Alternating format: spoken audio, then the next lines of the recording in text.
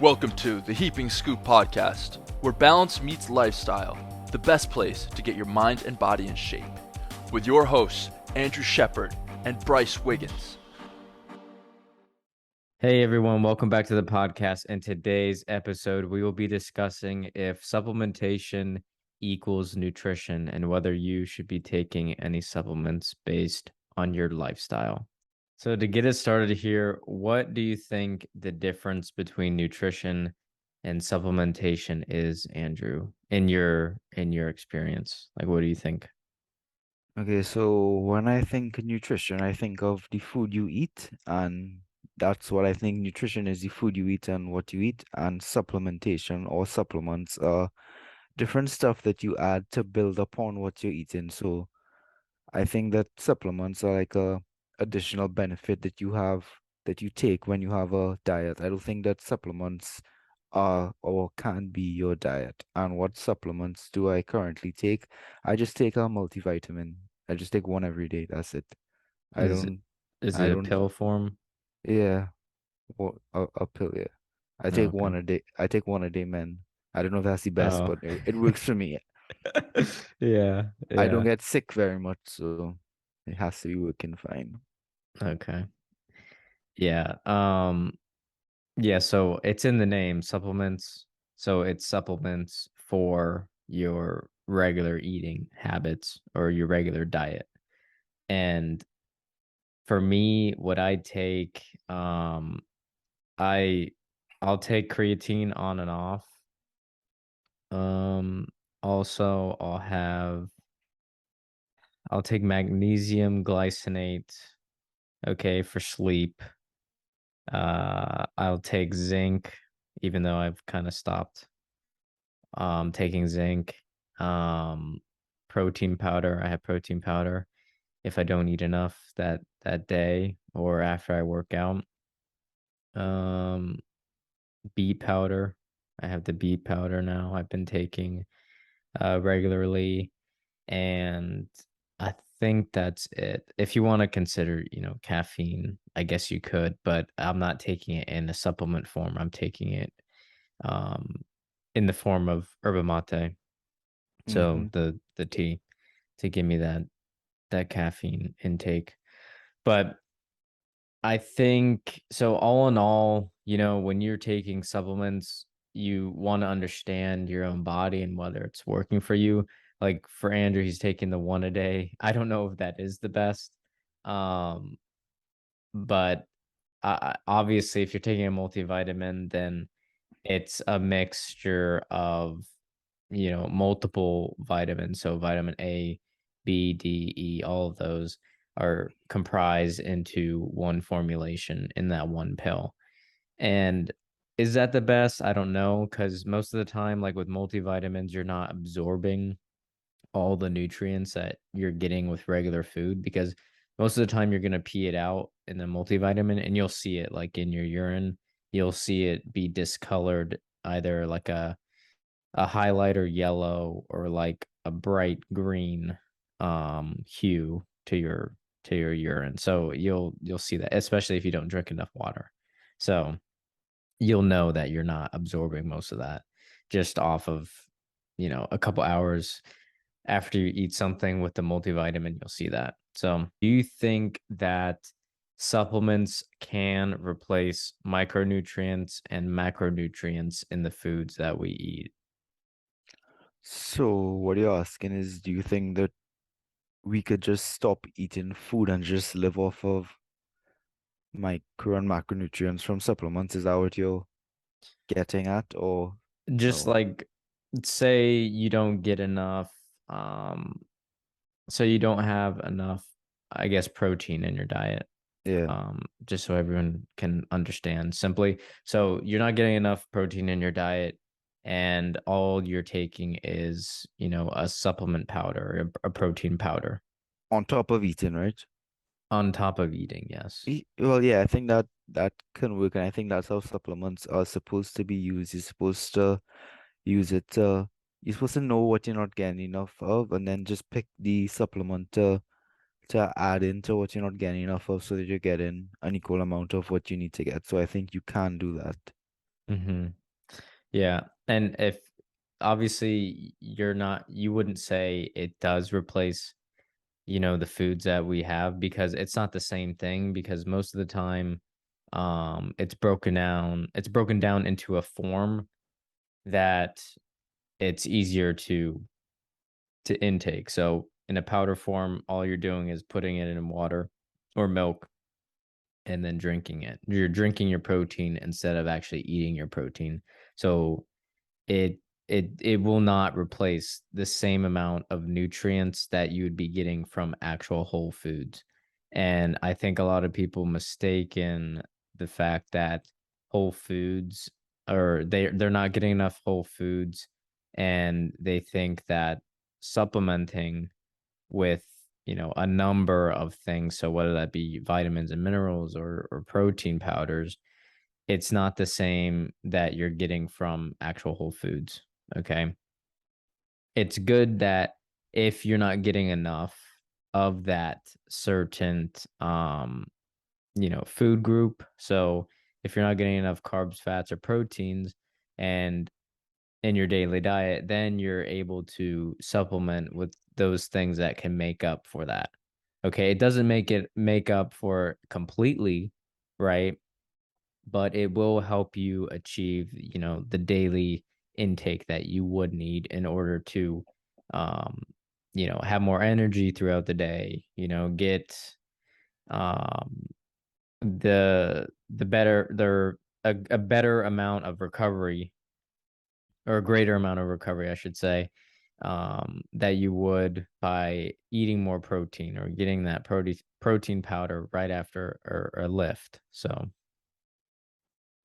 So I have a question for you. So whenever I look at supplements, I see that there's probably hundreds and thousands of supplements, and all of them claim to do these things. Do you think that the majority of them, I wouldn't say they're like bad, but do you think the majority of them, they don't do what they say they're going to do, and you could potentially be wasting money on certain stuff if you don't do your research into what you are buying? yeah, I would say you would be wasting your money, especially if you don't understand what, you need in the first place, right? Because if you're not reading the labels, it's not third party tested, it's not, you know, the whole form of that certain compound or supplement. So say you're taking, magnesium, right? Or magnesium glycinate. Okay. The only ingredient that should be in that formulation is magnesium glycinate at a certain um, milligram Percentage? percentage. Yeah, right. That would give you that effect, whether you're taking one pill or two pills. So you want to make sure it's those things where the quality assurance is there, as well as um the certain amount, or the ingredient list is not like a drawn out list of multiple things that will probably be diluting the main ingredient of what you want to take. um I know right now melatonin for sleep is probably giving a lot of scares in terms of like deaths. And I don't know the People have died from taking melatonin for their sleep. yeah, I can't remember. There was a recent report on it where it wasn't safe to take, you know high dosage, or the dosage of melatonin wasn't being, distributed correctly. Okay, Yeah. so it was a lot higher than what it was actually said on the bottle. And that goes to show, like, all these claims of certain ingredients, it may not be that ingredient that's in that formulation, especially if it's not third party tested, right? So, Bryce, say that somebody's thinking about making a diet change and taking different supplements. Like, how should they go about doing it in terms of what to avoid and what to look for in supplements? Because the way that I think of it is that, like you said, everybody's body is different. And if you're going to cut something out, you need to make sure that you're getting it from somewhere else. So is there like a general rule you should follow of what to avoid and what you should look for in a supplement? So, um, when you're thinking about changing your diet or taking different supplements or, wanting to take supplements in the first place, I think a good baseline to check all those things is just, your regular lipid panel, blood test, right? So you draw blood and you get it tested at a local lab near you that has the general panel test of showing all the vitamins and everything that your body has. And if you're deficient in some areas, most of the time, I mean, that those are the areas that you want to focus on, the deficiencies, right? All the weaknesses that you have, and that may be causing you issues in your health in the first place. So getting a blood test and looking at the deficiencies within your blood and seeing what you need to work on. And if you don't get that in your regular diet, eating whole foods, then you should think about supplementing if you're not getting enough of that certain thing. So a lot of people are deficient in vitamin D or iron. So that could be because they're not eating a lot of meats, right? Because it has higher iron in red meats, I should say. So, and they could be vegan or vegetarian. Whatever the case is, you want to make sure those deficiencies are not causing you any hindrances or problems in the future. So, making sure you check those. And when you're looking at those supplements to take, you want to avoid ones that have formulations that are not the sole ingredient is the certain vitamin or mineral that you're looking for. So, like I was saying with vitamin D deficiency, if it doesn't have, the correct dosage or a higher dosage that you would need in order to maintain a healthier level, like lifestyle, then you should probably not take that certain supplement or that certain brand. And it's best to make sure that it's only that vitamin in there. So a lot of times you'll see different additive things into that blend when it's something you really don't need, right?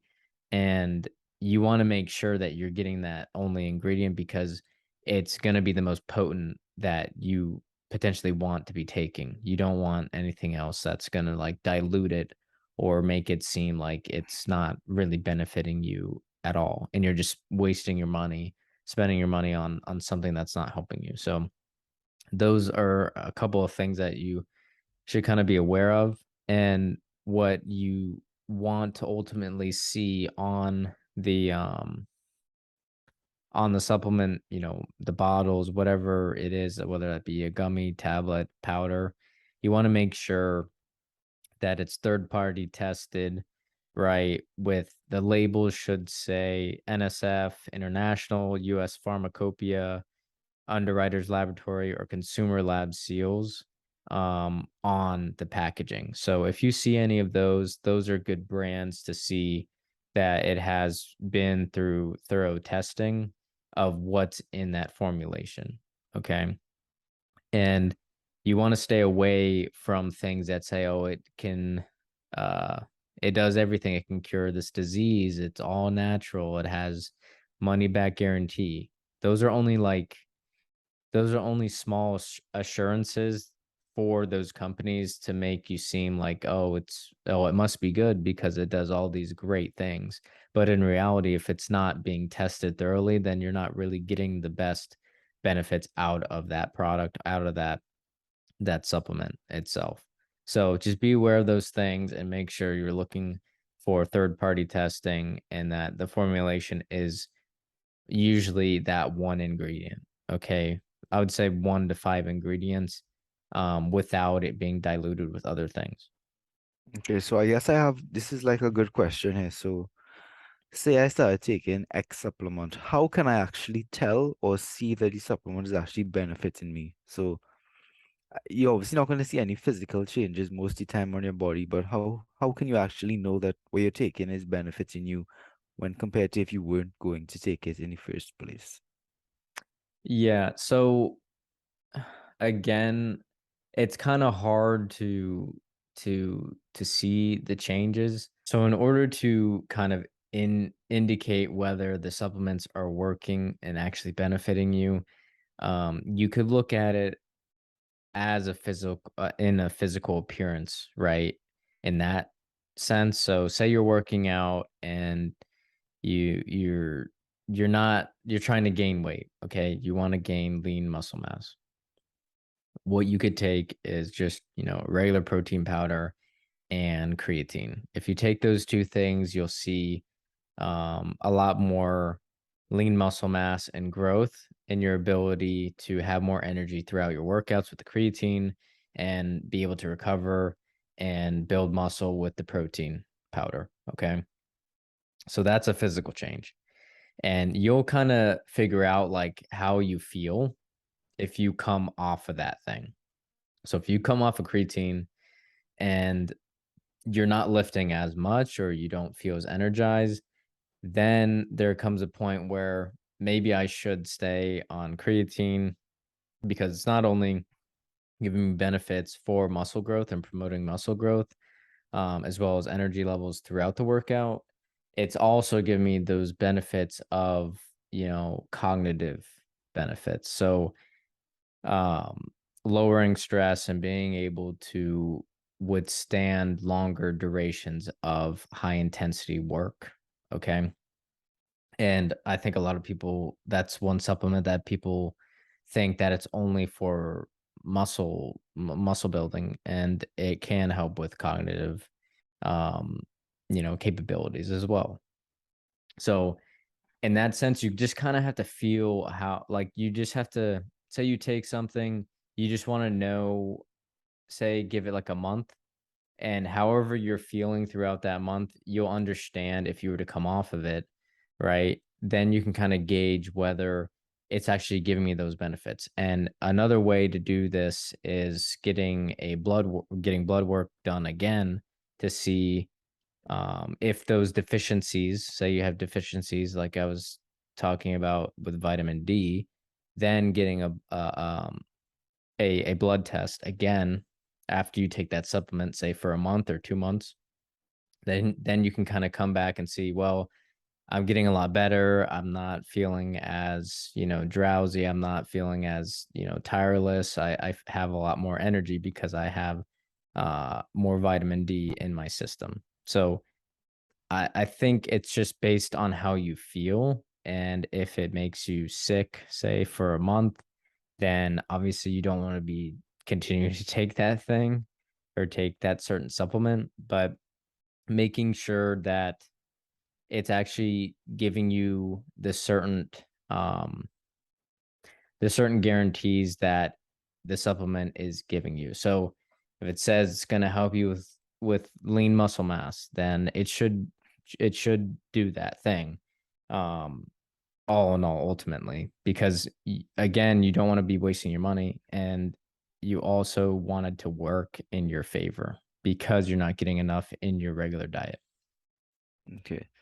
So let's just get a quick summary of the main takeaways from supplements and supplementation. So what I think the most important things are is that if you actually are going to be serious about taking supplements, you, like you said, you want to get labs done to see what you're actually deficient in to make sure that you're not wasting your money on other stuff. And when you do buy stuff, you want to make sure that it's third party tested. Correct. So Yep. I think those are the main takeaways. If you actually are serious about doing supplements the right way, go and get your blood work or whatever you need to get done. So you'll see what you're actually missing. And then when you go about buying your supplements, make sure that they are third party tested. Awesome. Yep.